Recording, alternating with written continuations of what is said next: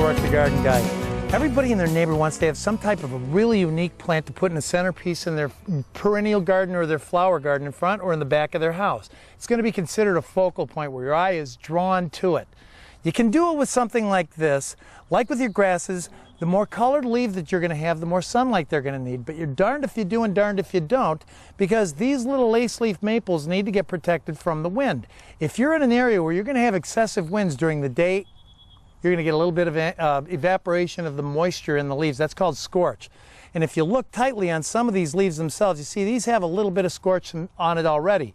These plants don't have their roots established into the ground.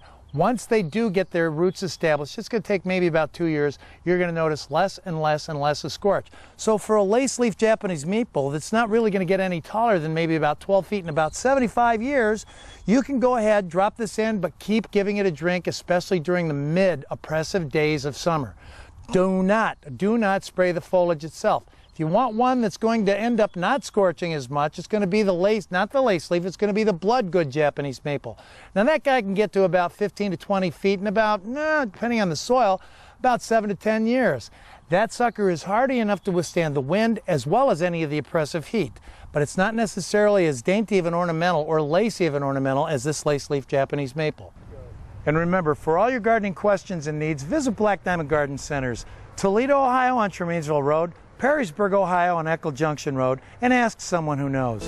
For Black Diamond Garden Centers, I'm Mike O'Rourke, the Garden Guy. Thank you for watching.